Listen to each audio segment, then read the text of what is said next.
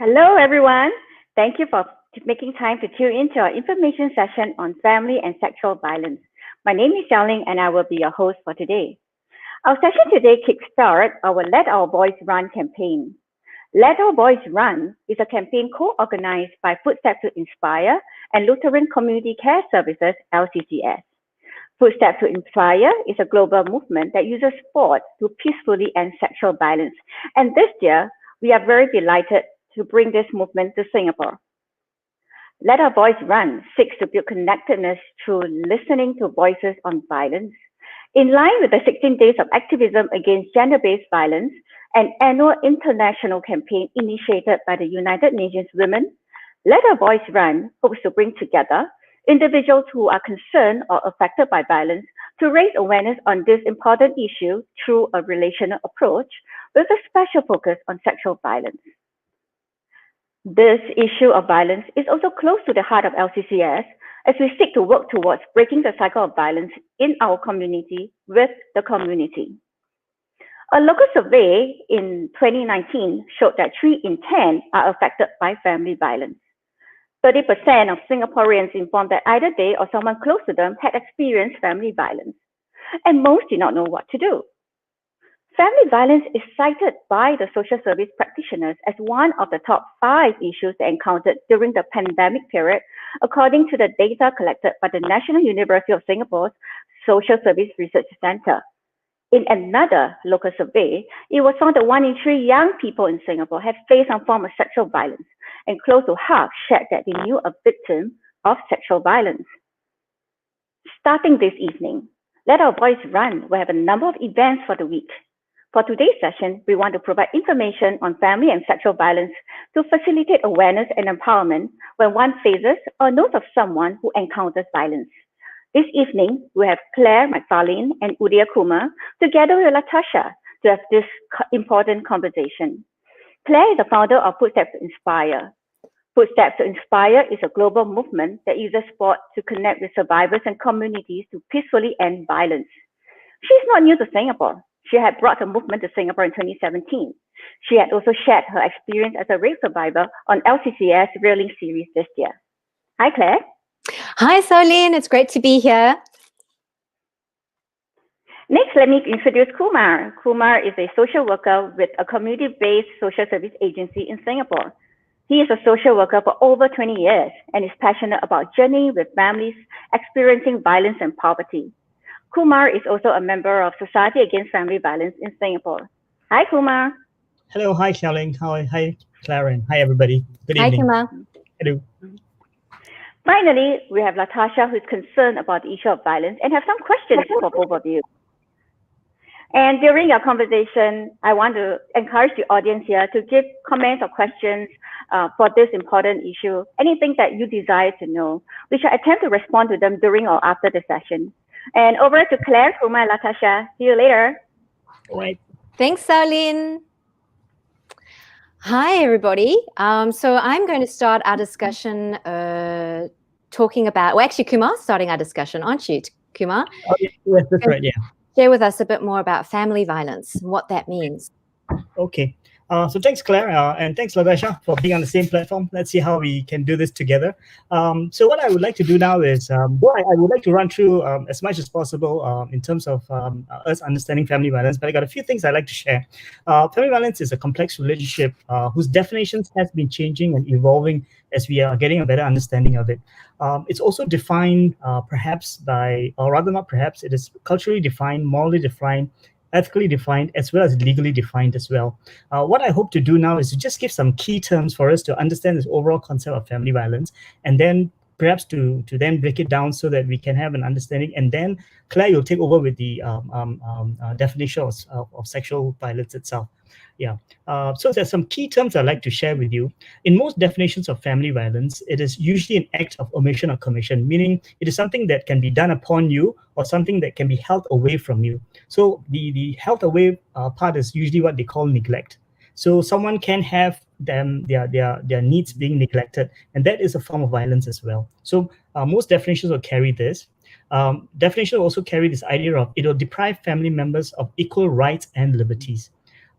It also involves having a pattern of repeated abusive behaviors that aims to gain control.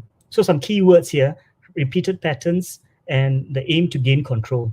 And also this behavior of aiming to gain control also serves to limit, direct, and shape a person's thinking, feelings, and behavior. So this idea of getting control then shapes and limits a person's thinking, feelings, and behavior. Um, Overall, one can say family violence would hamper the person's optimal and healthy development. I'm sorry, guys, I sound a little bit technical about this, but just some keywords.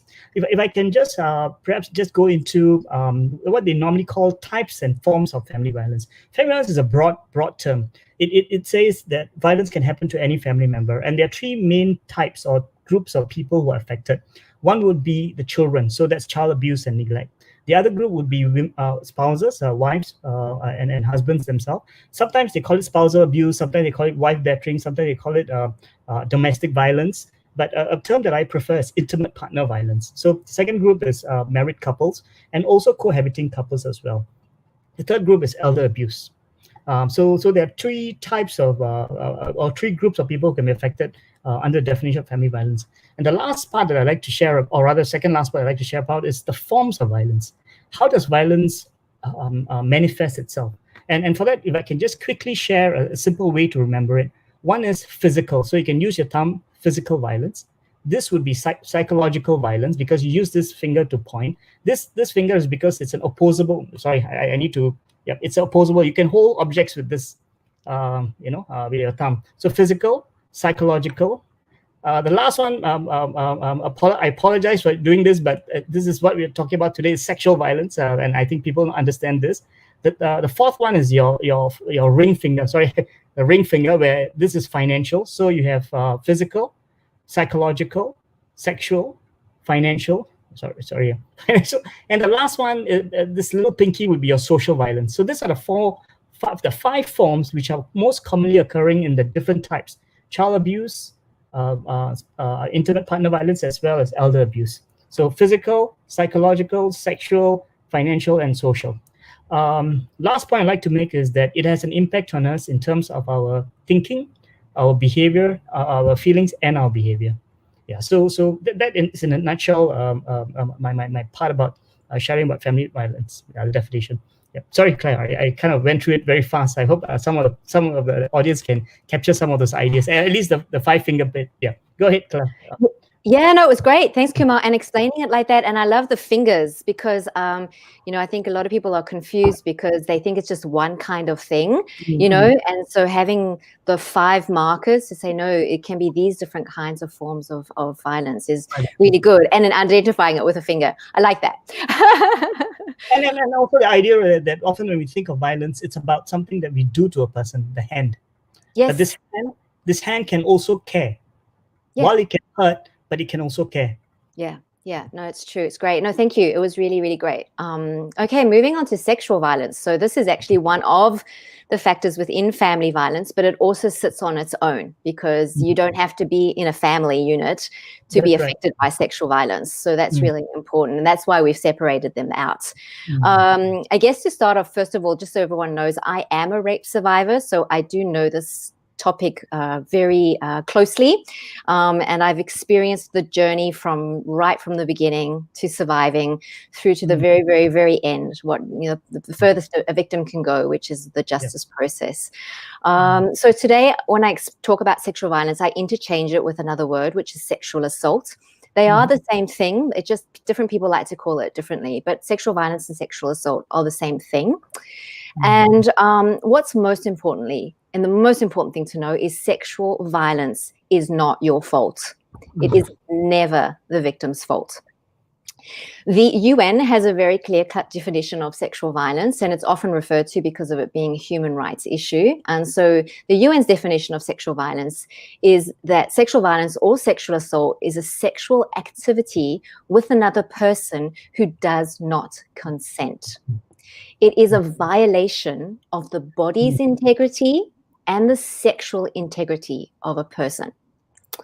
Now, The tricky thing is that consent just doesn't mean saying yes. There are certain circumstances that can put a victim in a position where they can't consent. So, for example, like the threat of violence, they might be too afraid, and so they will comply. Or, of course, there is when the victim is actually not conscious. So they could be sleeping or unconscious, maybe because of drugs and alcohol or other reasons. Sexual violence includes rape, but it also includes other acts. Every country is quite different. So today, the acts that I'm listing out are acts that are actually recognized within Singapore as being sexual violence. So sexual violence is penetration without consent. So that's of all body orifices and using any part of the body. So that could be using fingers, it could be using sexual organs like the penis, or using objects, okay? Sexual violence can also be unwanted touch, kissing, stroking, and groping. Sexual violence can be unwanted sexual requests. So that could be something verbal, it could be something received as a written message, or it could even be a gesture. And that unwanted sexual request includes things like receiving emails and text messages as well. And it doesn't matter what kind of scenario you are in, be it at the workplace or at home. Sexual violence is also being forced to watch pornography or look at sexually explicit images when you have not requested to do that or consented to do that. Sexual violence is also taking or sharing nude or intimate photos or videos of a person when they have not given permission or consent. And there's something that happens quite a lot in Singapore, which is upskirting. And so that includes upskirting. That's considered sexual violence. There is an important note to make on this one, and that's if someone is a minor, particularly on the sharing of images. This is something that's very common, happens a lot amongst young people. It's in most countries around the world, it's starting to become illegal to do this if you are a minor, whether you have consented or not, just so that you know. Now, the other thing with sexual violence, which often causes confusion, and it's again like with the family violence, it's more complex than just one kind of thing.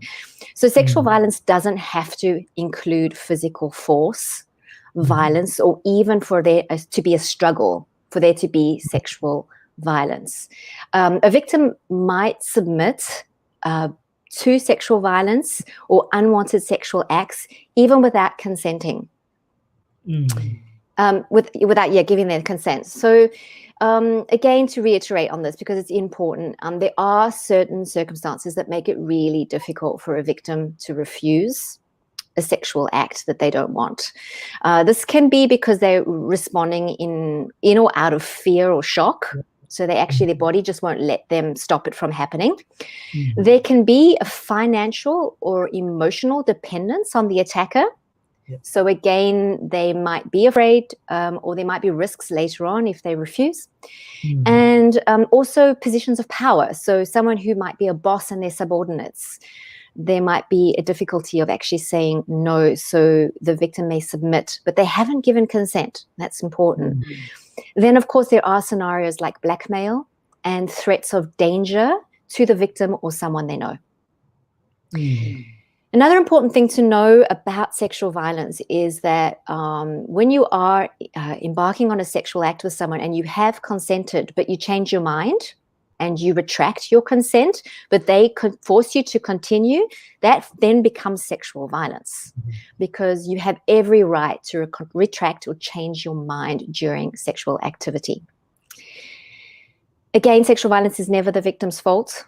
Really important, never ever. It's the abuse of sexual power over another person. The tricky thing about sexual violence is it has no stereotypes. It doesn't pick and choose who is a perpetrator and who is a victim. It crosses all boundaries. It affects women, it affects men, and it affects children. Perpetrators look just like you and I, and perpetrators can be women, men, and children. Sexual violence doesn't discriminate either. So it doesn't matter what age you are, what race you come from, what language you speak, your social status, or your beliefs. It crosses all of those boundaries as well. It's really, really widespread. It's probably one of our biggest concerns in the world today. In some countries, it's actually more common than cancer, unfortunately. The current global statistics is 1 in 4 women are affected by sexual violence through her lifetime, regardless of her age. 1 in 6 men are affected by sexual violence. Most commonly for men, it's before the age of 18. And 230 million children experience sexual abuse every year. Like that's enormous. These statistics, Sao Ling shared some of them before. They're very similar to the statistics in Singapore. So these are not just other places of the world. They're relevant to Singapore as well. Sexual violence is extremely harmful to a person. Unfortunately, it's one of those acts against someone that doesn't always show on the outside. Because there isn't always force and violence. So there might not be outside scars, but those scars still do exist. Those scars can be physical, and they almost certainly are emotional. And they don't just disappear overnight. They can stay with a victim for the rest of their lives if they actually haven't had a chance to heal or find some sort of restoration. So that's sort of a very broad, again, quite a broad definition, but hopefully it covers off in some of the areas and questions around sexual violence. Yeah, I see something between, or rather, some of the terms that you've used are kind of similar with what they've covered in family violence as well. Yeah. And again, I think, as you said, it's a, and this is actually was really important. It is a definition that is evolving a lot, and normally in a good way. So like, to give an example, currently I'm very close to Switzerland at the moment, and there was a big protest over the weekend for the Swiss to actually revise their law on sexual violence, because currently it is actually one of the, I would say personally, one of the worst in the world. It is so narrow that it means all of those acts that I mentioned before, none of them in Switzerland are seen as sexual violence because the law is so narrow.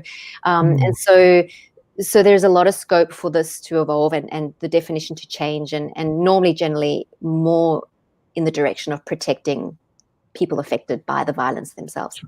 Yeah. I mean, that reminds me that since this year, 2020, the idea of marital rape is now a legal offense in Singapore, and therefore spouses are protected if they are not giving consent to any sexual acts by their married spouses. Yeah. Yes, that's right. True. Yeah, exactly. Yeah.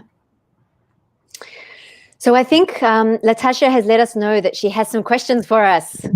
Yeah, thanks for that, Claire and Kumar. And I think Kumar touched on this a little bit, but I just wanted to know how our laws in Singapore protect people against violence.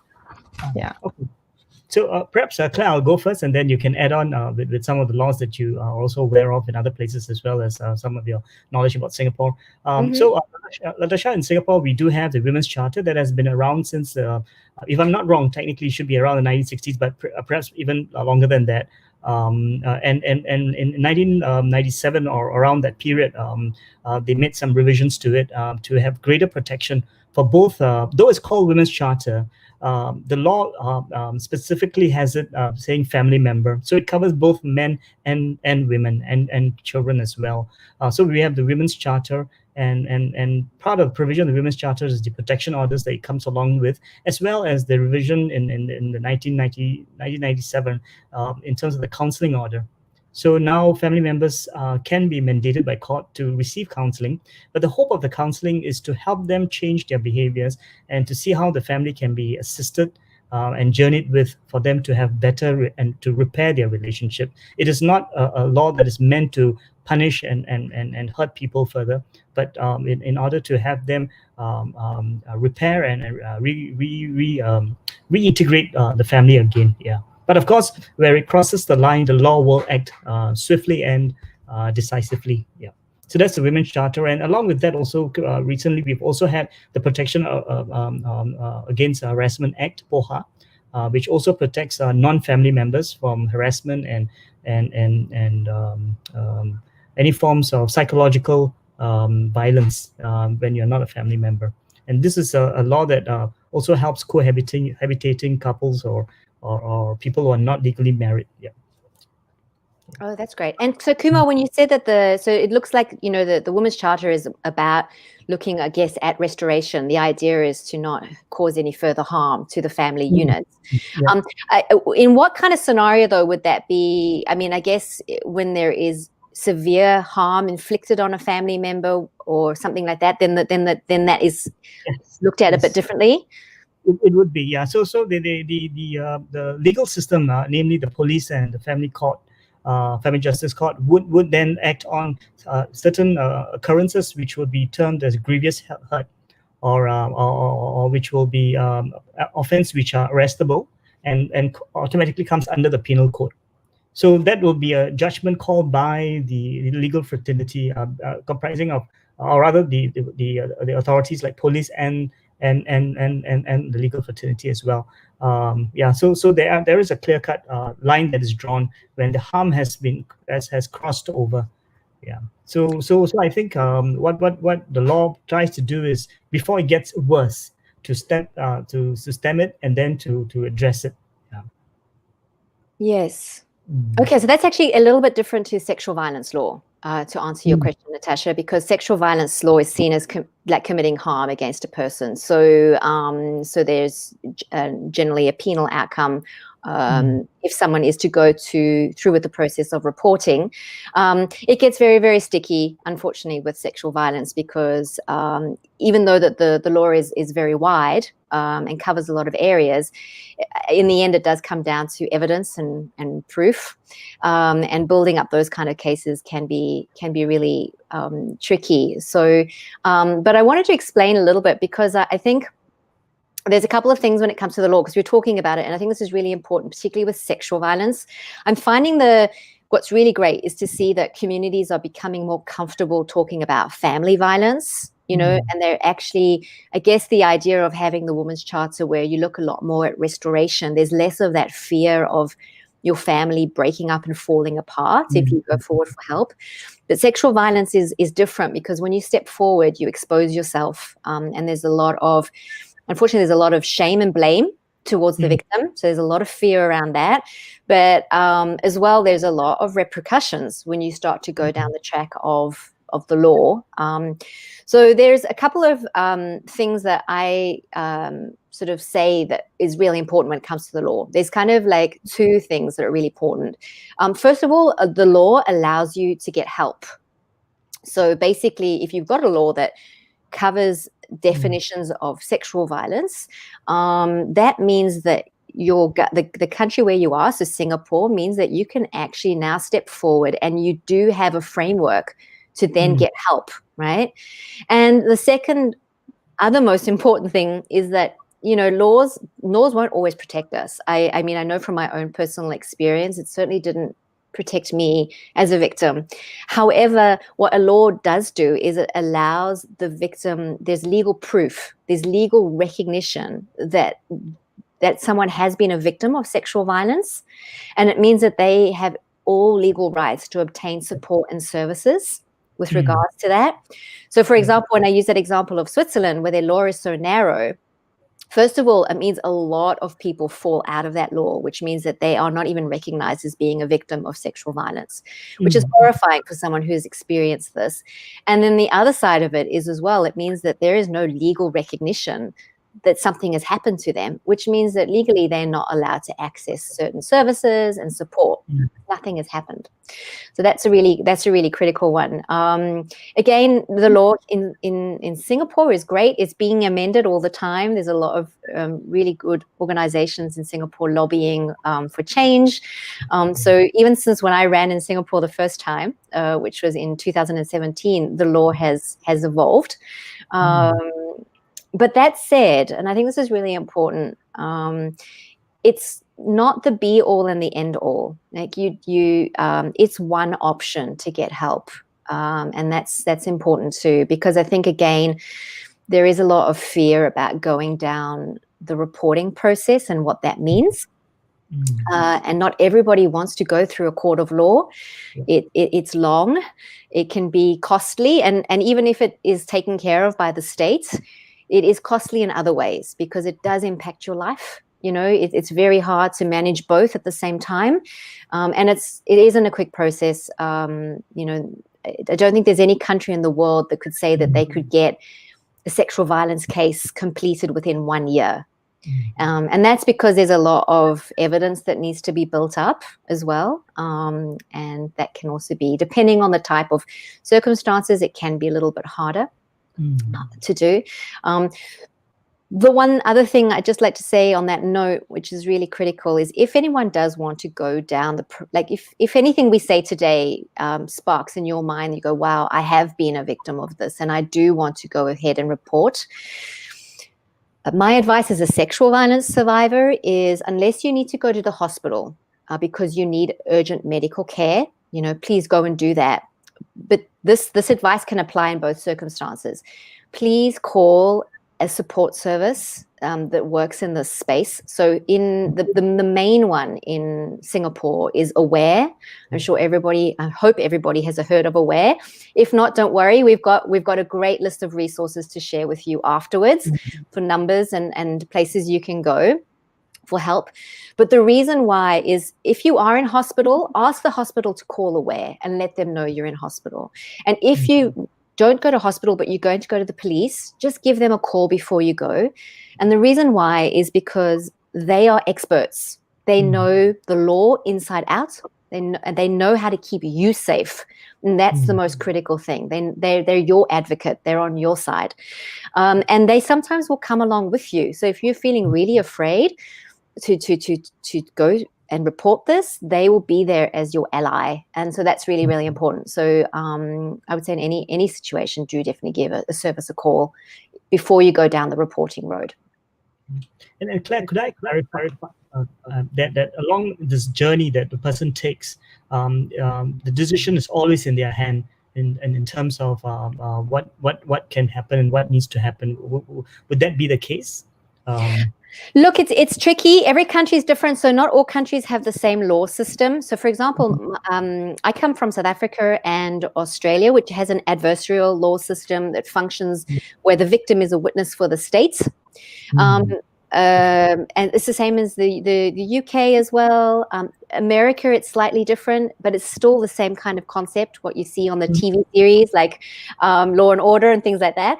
However, I was raped in France, and France has a system called Napoleon law, which means that rape is not a crime against the state in France.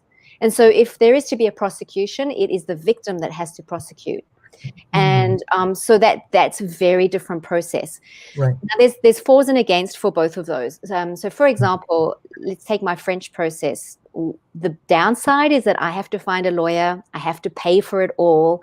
It's all out of my pocket. But however, I'm very informed. If I have a good lawyer, if I have a terrible lawyer, I'm not informed. But I kind of, for myself, I made sure I found someone. I went through a few. I was paying a lot of money, but I found someone who was very transparent and open, and she became my advocate and explained and the process. And so I felt very implicated and I felt very safe because the system around me was so unsafe. Right. And, you know, there was nothing about that justice process that was out there to protect me. I felt often like I was being interrogated. So having this lawyer who kept me informed was amazing. However, when you become a witness for the state, it can be a bit different. It depends on every country. Right. So that's why someone like Aware is really good, because they do have a team that will keep you informed in that process, because sometimes, because you are a witness, it means you're not 100% implicated. Yep. And so sometimes you can be kept out of the loop, which is really hard because you're the one that was the victim in all of this. You know, you're the one that's had this thing happen to you. So to not know can be very disempowering. And so that's why, again, it's really important to have someone on your side through that process. Like, I can't recommend that enough. But the other thing as well is that you are allowed to leave that process whenever you want. Even if even if someone tries to make you feel guilty because you can't take it anymore, it's your right to step out. At any time in the journey, there is no obligation to report. You do it if you feel like that's what you want to do, and if you know that you're going to be safe. But any time that you feel unsafe and you think that you can't keep going, you can exit. Thank you. Pleasure. Okay, so maybe because we've been talking about laws and definitions, and I think consent is a really big idea, like when it comes to sexual violence. And I was just wondering if it has different definitions according to different relationships. And yeah, sure. Shall I take the lead on this one, Kumar? Yep. Okay. So that's a really, really good question, Latasha. Thank you. And it's so pertinent because consent is really confusing. It shouldn't be, because it's like the most simplest thing ever, but it's really confusing. So consent really, just as a definition, is showing agreement to take part in a sexual act. When we're talking about sexual violence, because consent occurs in everyday life, we should be asking each other for consent when we do actions towards someone. But in terms of sexual violence, it's the agreement to take part in a sexual act. What we usually say is that agreement needs to be given enthusiastically and willingly, and there shouldn't be any possibility of misunderstanding. Okay. Consent ideally should be centered around words, so someone has the possibility of using words, but it isn't always words. So someone might not just say yes. So there's but if you are unsure when it comes to consent, and I think this is most people working around sexual violence say, just ask. If you can't interpret someone's body language or their willingness to do something with you, just ask them if it's okay. It isn't unsexy to talk about consent. It isn't unsexy to ask. I would probably say quite the opposite, because if you're in a relationship with someone of any kind and you start communicating with each other and talking with each other about sexual acts, that can be really exciting for your couple anyway. So and create anticipation. So it doesn't have to be this unsexy thing. But if you're unsure, always ask. If you hear comments like, I don't feel ready, I'm tired, I don't know, that means no consent. There's no willingness, enthusiasm in that one at all. And never try to push someone to consent. So if they start using phrases like that, like I'm tired, oh, I don't know, I don't really want to do that, please don't push them, because then you're stepping into that boundary of sexual violence, right? Because they might actually submit to you, but they didn't want to, because they've said in the beginning they haven't wanted to. Consent once doesn't mean consent every time. Okay, that's really important. And I think that's really important when it comes to your question, Latasha, around do different relationships, is it different? If you're in a relationship, if you're in a partnership, if you're married to someone, just because you've agreed to have a sexual activity with them one time doesn't mean that they can take that from you every time. There needs to be that question asked for each time. Okay, this is really important. Consent is also important at different stages of sexual activity. So, for example, you might be just happy to kiss and touch someone, but you don't want to do anything else.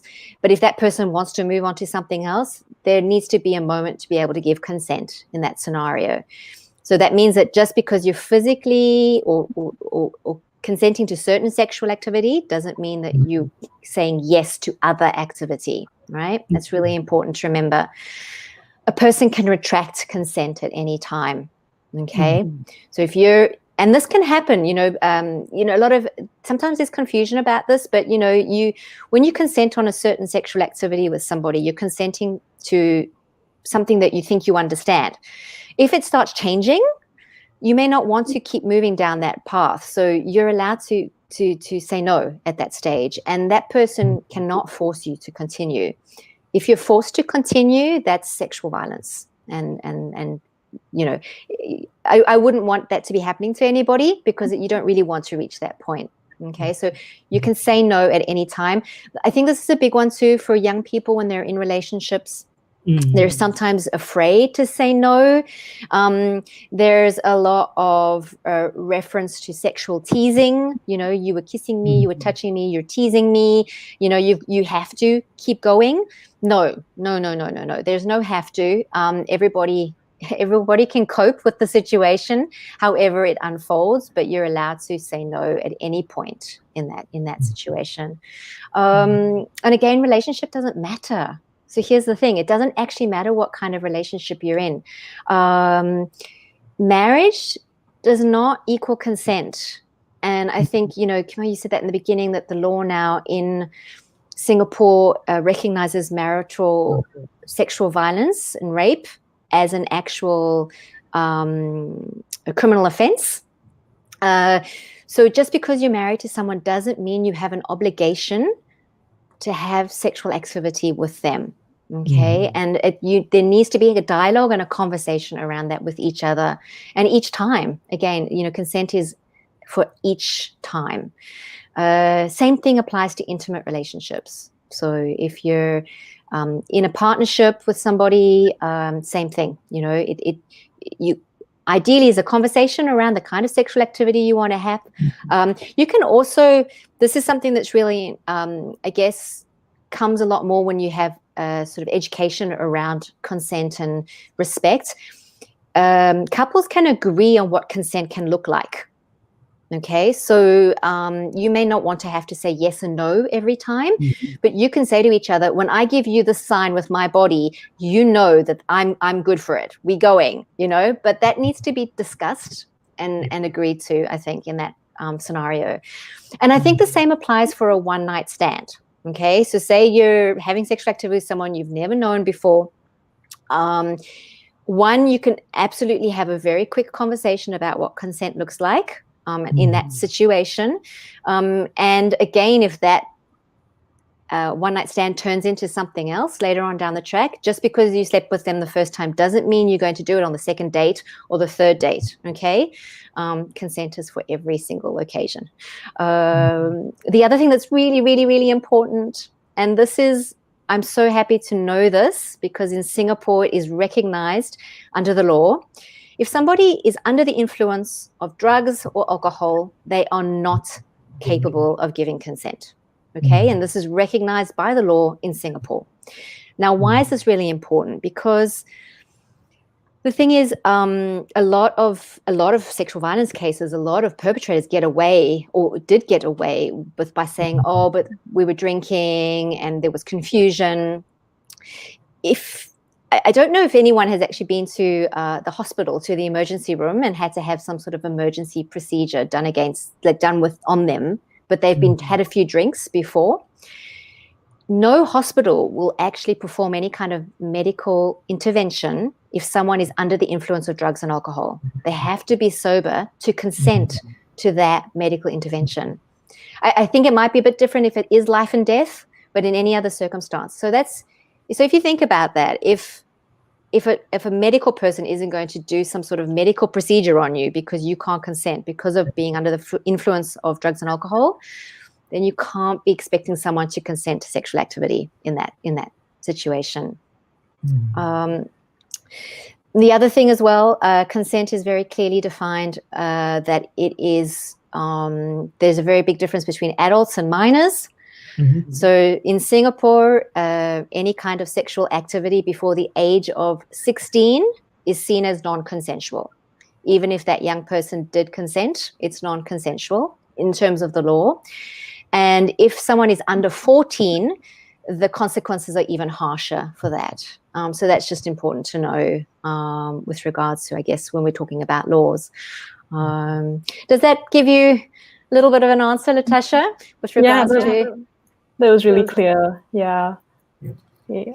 So, I mean, because it's such a complicated issue, like sexual violence and family violence, I was wondering, what if I know someone who has been through that kind of violence, and like, what can I do to help as a friend or as family member? Perhaps Claire, I could take the one on the family violence, and then you could chime in for the sexual violence bit. Yeah, perfect. Yeah, sure. So for family violence, one of the things I think I would need to consider is the ability for the person to act on their own. their agency. If it's a young person, just like Claire mentioned, if they're below the age of 16, and I think the law has been revised to below the age of 18 now, if the person is not able to act on their own, then someone has to step in. And how one can help is one can actually consult perhaps family service centers or any of the help numbers that we are giving for them to get a sense of what they could do. But if let's say it's a person who has some ability to act, then one of the first things I think you can do is to engage with the person and speak with them and see what they are prepared to wanting to do about the situation itself. If it has not crossed the line, if it's something where there has been grievous hurt that's been done and medical attention needs to be given to them, then we have to do that. And then when that happens, the authorities will kick in. So my first thing would be to look at the ability for the person to act. If they have the ability to act, then can we engage with them and speak with them? Because I think it's about communication. It's about engaging them and enabling them to be empowered in that process and to be encouraged rather than to take over, which is again another sign of creating powerlessness for them. So that would be what I would be suggesting. And then there will be, the authorities are there for us to, or agencies, when I meant authorities, meaning agencies that operate this space, they'll be there to guide you along. And you don't have to give any information. You can be guided along in this process so as to bring the person to the right services. Yeah. Over to you, Claire. Yeah. Okay, yeah, thank you. Okay, I guess there's again, there's quite a clear distinction, I think, between family and sexual violence, because, you know, sexual violence is one of those really difficult things for anyone to talk about or even just identify that it's happened to them. I hope today we've kind of revealed a little bit more of what sexual violence is and what it means. And so if someone comes to you and has been affected by this, and maybe you're a friend, maybe you're a family member, and they tell you that this has happened to them, they probably won't they might blurt it all out, but they might just kind of allude to it as well in the beginning. Because it takes a very big step to yourself to say, oh my gosh, I've been raped. I've been a victim of sexual violence. It's just so heavy and it's so terrifying, the thought of what comes next. So there's three things that I normally recommend to anybody. And I mean, you can even do these for yourself if you are or identify as a victim in any way. The first thing is, it was not your fault, right? If someone says something to you, please, the first thing you say to them, it was not your fault. Okay. And you can say this to yourself as well. The second thing is, I believe you. Really critical. I believe you. Okay. You can again say this to yourself. These can be auto phrases as well, because we have a lot of doubting nannies in our own mind. I believe you. And the third thing I normally say is then to ask, how can I help you? Okay. Because the thing is, sometimes I find, and I just know from my own experience, people want to jump in and offer up help, but it's not what I need or want at that particular time. So I would much prefer if someone actually says to me, how can I help you? Because then I can let them know what I feel I need help for. Now, this is a very tricky one, and it's very tricky when it's family. It's actually very tricky when it's friends, because we all have a different view on what sexual violence is and how it should be handled. And so when someone says to you how they need help, please do not try and force them to do what you want. You have to listen to them, okay? Now, the other thing is, most of us aren't out there daily researching sexual violence. So we don't know necessarily what the laws are, where you can go for help. We are sharing a resource list today. So, please hang on to that one, everyone. It's very useful. And there's no expectation that you, as the person who's being asked for help, knows what to do. Please, there's no expectation for that. But you can go and find out. So if you don't know how to help someone when they've said to you they need help, you can then say to them, I will go and find out what help there is. And is it okay for me to come back and let you know? I think what's really critical, and you did say it, Kumar, as well, is it's about re-empowering the person. Sexual violence is one of many people's worst nightmare. It just rips away all your personal power. It just it really is destructive in that way. And what we want to do is try and empower the person as much as we possibly can in that process of helping them. So consent is really important. So asking for consent, like even if you want to ask them questions, just say, hey, is it okay if I can ask you a few questions? You know, is it okay to talk about this with you? Just check it off with them every time. Super important. And the other thing is, please, and parents in particular, please don't force someone to take action they do not want to take. If someone's been a victim of something, please don't force them down the road of reporting if they are horrified and terrified about that. Just lead them along, and ideally is present them the information that's available and let them choose what to do next. Okay.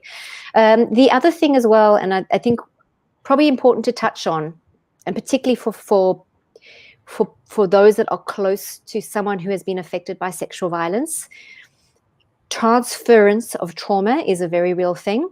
And so if you are a parent and you find out your child, and even if your child is in their 20s, that they've been a victim of sexual violence, it's okay, and it's very normal that you yourself will be impacted by that trauma. Okay, it's very traumatic. We often say that sexual violence trauma doesn't just affect the victim, it affects everyone in their life and anyone who enters into their life. So you're allowed to actually reach out to the services for yourself as well, and get the support you need to be the best possible ally for that person that's been affected. Okay. And so besides making a police report, are there any other avenues? Like, because as you said, like it might take a very long time and people might not be ready to make a police report. So are there any other avenues that we can turn to as a victim to Kumar, do you want to let us know in terms of family violence what someone could do? If they are, I mean, making a police report and going for the court order is one of the more extreme, not extreme, but one of the more advanced things one can do. But even before that, one can go and seek help. For example, if it's a person who's experiencing violence, they can go to the family service centers or any of the help resources we are giving. They can go there, or even before that, they can speak to a trusted family member or an elder in church or in their religious organizations, or someone that whom they have some trust in. They can speak to someone like that as well. But one of the things I would recommend is to actually seek help and get some ideas about what they can do about the situation.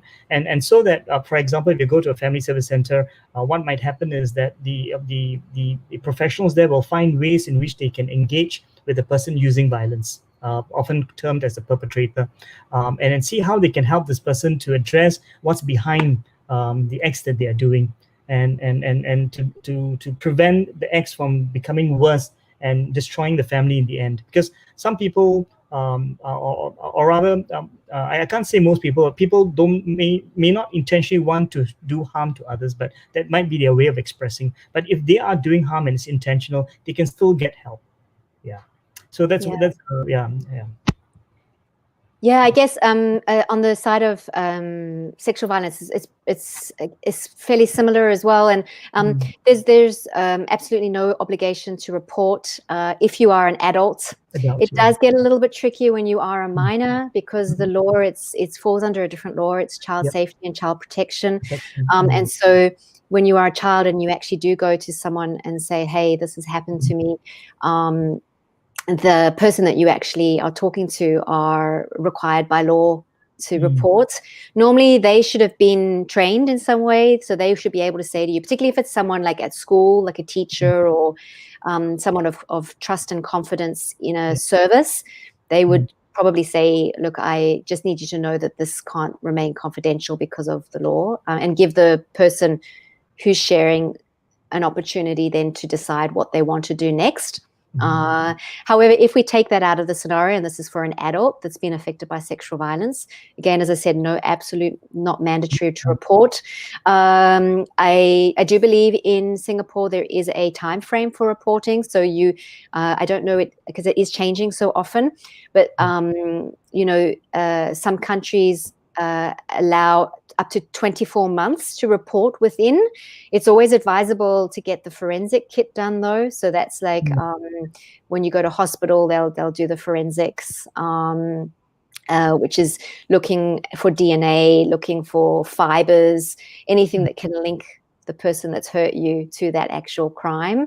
And they can hold that information then. And then if you decide to report later, but there is a time frame normally for that.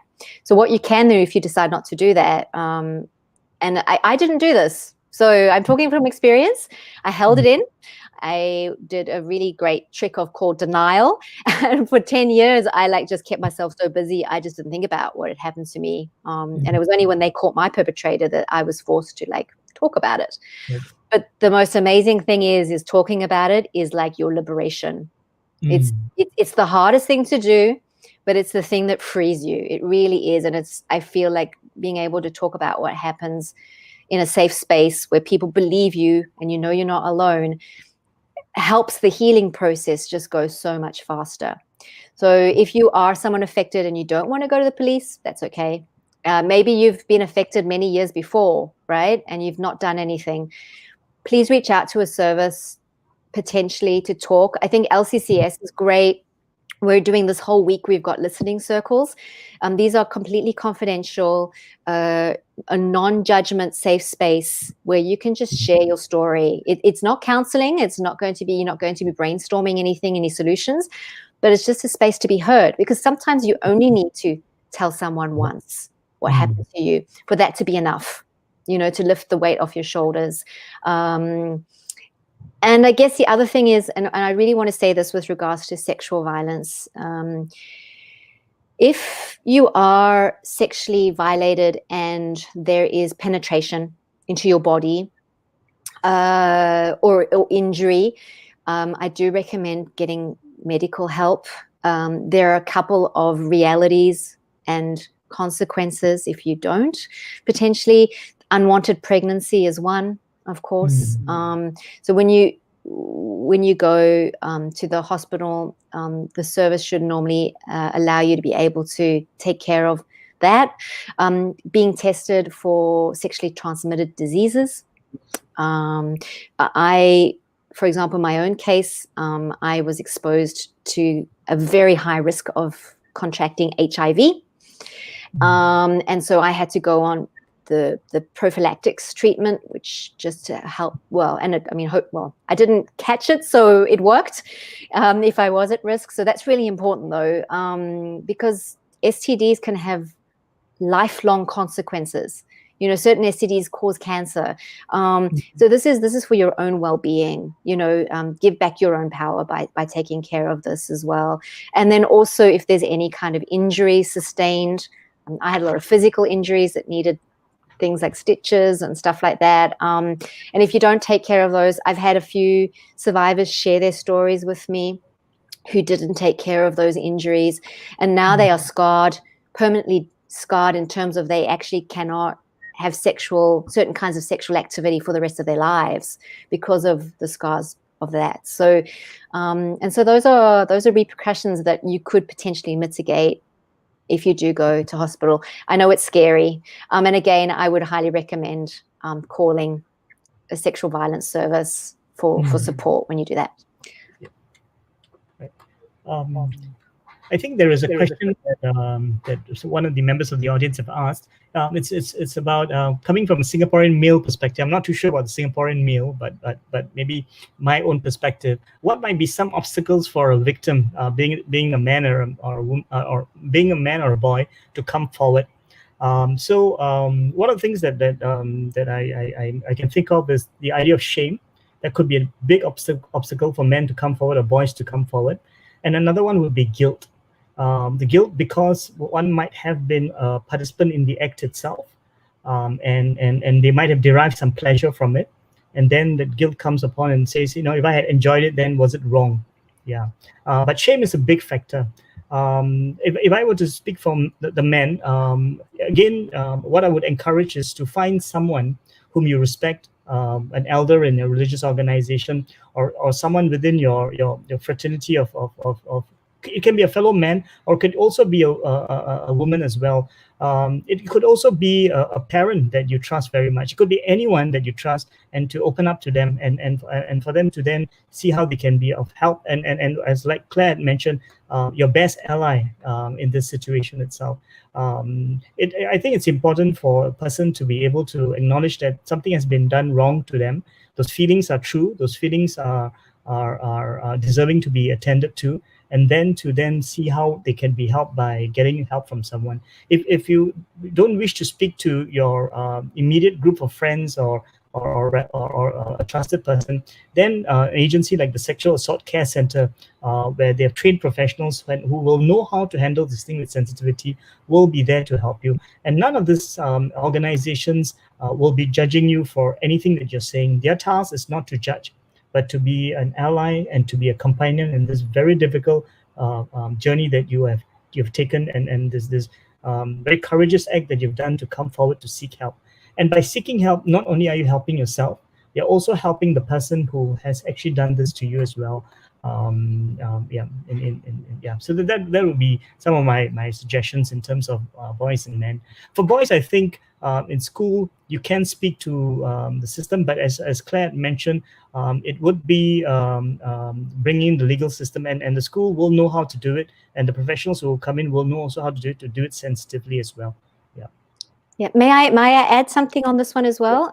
Because I think I'm a woman. I know I'm not a man, but the thing that surprised me the most when I opened up about my own story is that I had many men reach out to me and share their experiences of sexual violence. I've actually had equal numbers of men as women share their stories with me, I guess, as you said, one of the big one is shame. The other one is not being believed. I think there's a very big fear that they won't be believed. We live in a society and a culture that doesn't actually create a space to say, hey, this happens to men as well, or to boys. And so there's a big fear.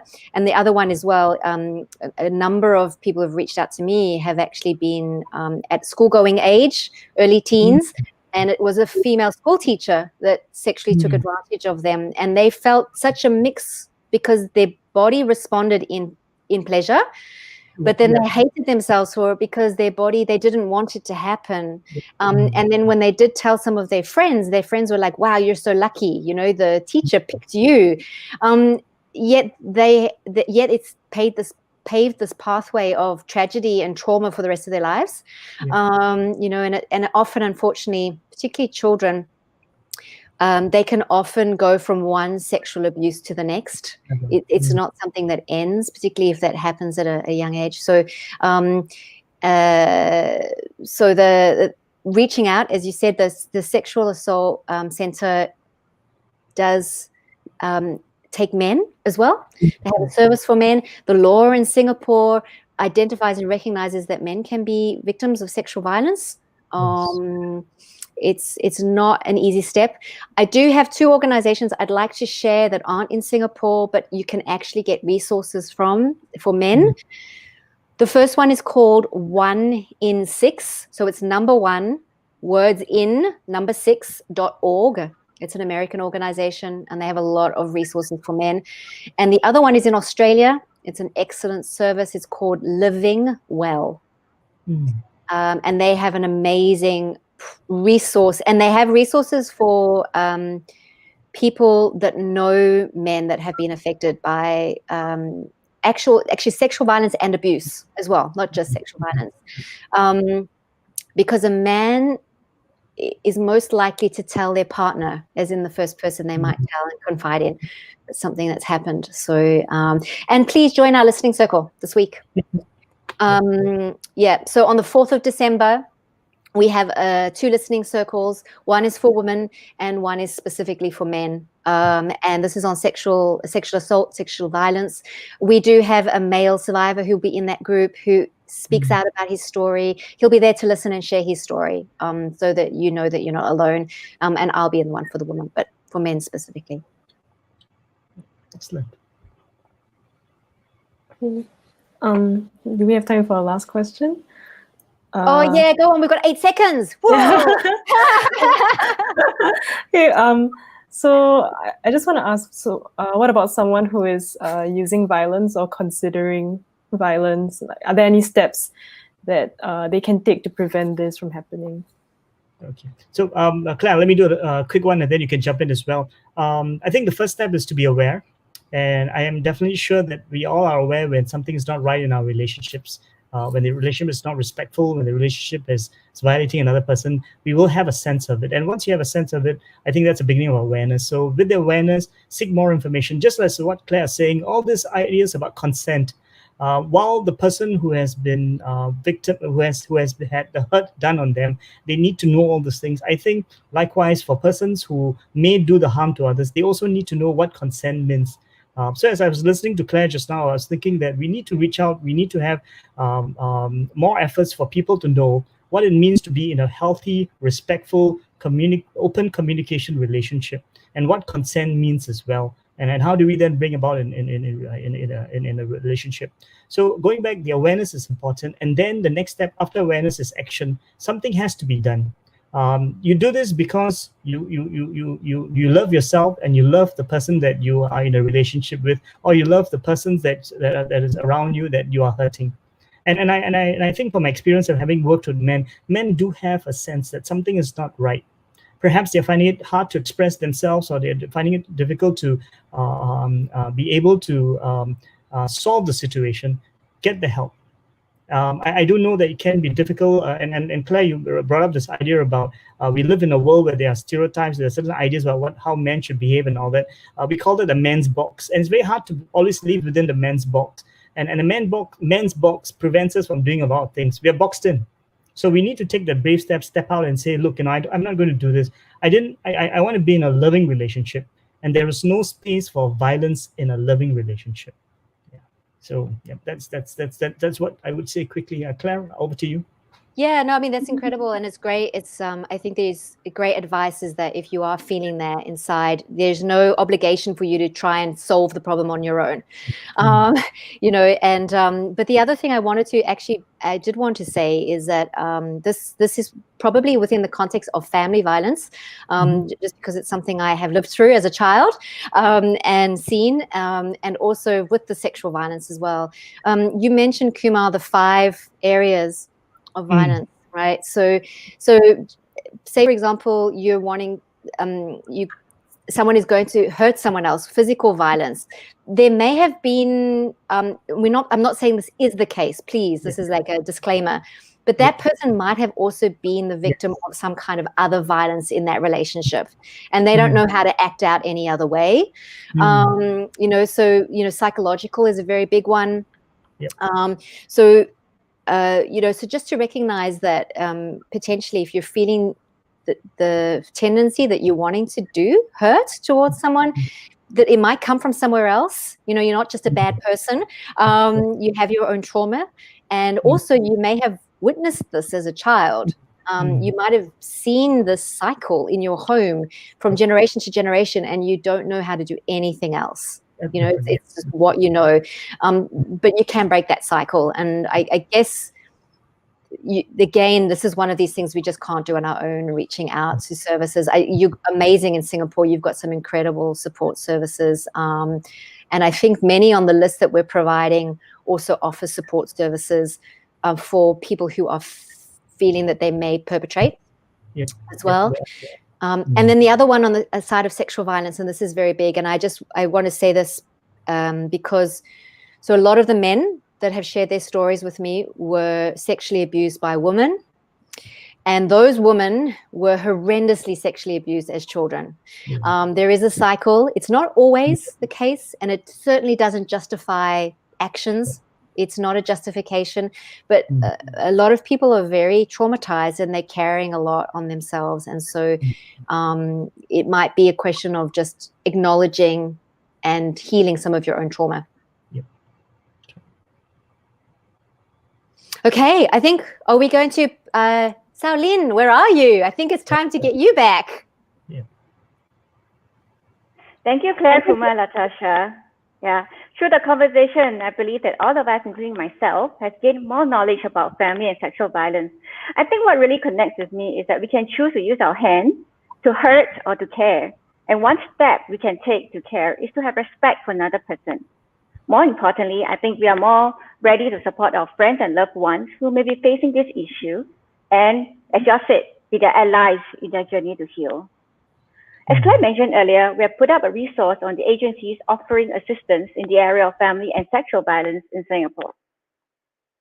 As you can see here, I think Aware is mentioned a couple of times. Yeah, so Aware provides support for women experiencing violence, and SAFV has created platforms especially for men affected by the issue of violence. And definitely through this conversation, you'll hear that men can also experience family and sexual violence. And if you are concerned about any child that he or she may be experiencing violence, you can contact the numbers in the list. There are also family specialist centers we can approach in Singapore as listed in the next slide. Yeah. So these specialist centers are for all genders. For example, Aware Sexual Assault Care Center cares for and intervenes for people who are both men or women. They don't care about the gender in terms of sexual assault care center. Yeah, and I strongly do encourage you, like what Claire and Kumar has suggested, to actually go there and to approach them, because they are really experienced and they do genuinely care, and they know what to do if you are experiencing or you have someone experiencing violence and you do not know what to do. Yep. Otherwise, you can call the National Care Hotline at 1-800-202-6868. You can obtain the list subsequently from our LCCS Facebook page. As mentioned, Let Our Voice Run campaign runs for a week starting today with our virtual run happening on Sunday, 6th December. From tomorrow onwards, that is 1st December, we will have a series of listening circles. I think Claire has mentioned a lot of times, because we do encourage you to sign up, because it is a process where a few individuals come together to share their experiences relating to violence. I mean, even if you witness violence on the papers, you are affected. You know, for me, I'm personally affected when I see children being violated, you know, in all the newspaper that I see. Yeah, and this listening circles is without judgment and criticism, because it's a safe and supportive environment that promotes self-compassion, empathy, and connectedness. It is not a counseling or problem-solving platform. Don't expect to be told what to do, but then have a sense of connectedness and feel that, you know, people care and you do matter. All circles are limited to 8 participants and will be conducted on an online secure platform.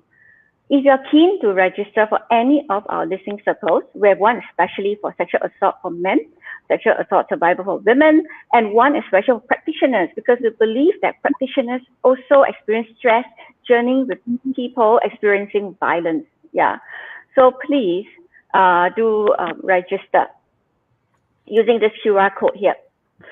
Our closing date for the registration for all circles is 2nd December 2020, that is this Wednesday. So please register if you are keen. And as mentioned many times, on 6th December, we have our virtual run. Yay! This is our attempt to peacefully end violence. You will agree with me that violence, especially sexual violence, is a difficult topic to talk about in our community. And this info talk is just the beginning. That is why we are using sport to end violence and collaborating with Claire Footsteps to Inspire. Any shout out from any one of you here? Oh yeah, I mean it is really, really, really difficult. You know, totally understand this is not something that's comfortable to talk about, and that's why the run is great, because it just creates a safe space for conversation. It creates a safe space for understanding. It creates a safe space for solidarity.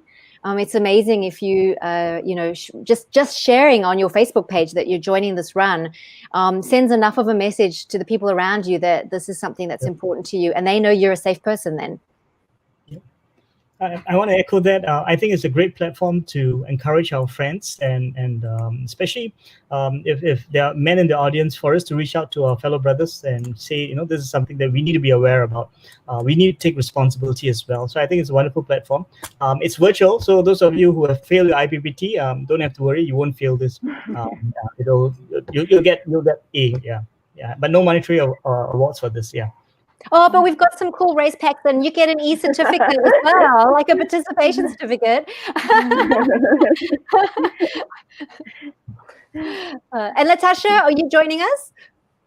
Yeah, I definitely will be. I think it's a really worthy cause. Yeah, and like we've mentioned throughout this session, it's all about raising awareness and like creating a safe space, and I think that's really important. Yeah. Totally. And also just one last thing, it is a fundraising run.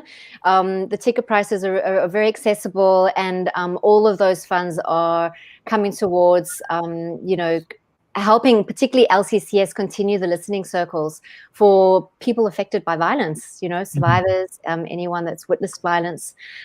So you will be helping yourself and your community by joining as well. Thank you, Claire.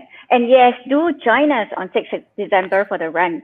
You can run anywhere you like, and there's no restriction, right? And any distance you choose. Yes, definitely. Even swim, walk, or cycle, right? Yeah. What's more important is to get connected with your friends and loved ones to stand up for the worthy cause, to spread the message that violence needs to stop. I think this is really important. Again, you can still register for the run using the QR code here. Yep. And finally, if you would like to watch this session again, you can catch it on our YouTube channel or Facebook page in case you think that you've missed any information. I think that all this information here is great and it's important and critical, even as a practitioner like me who wants to help other people experiencing violence. Yes. And thank you again for tuning in this evening. We hope that this is the beginning for you to engage in meaningful dialogues about family and sexual violence. We also look forward to having you at our events this week. Goodbye. Bye. Thank you, everyone. Thanks. Thank you.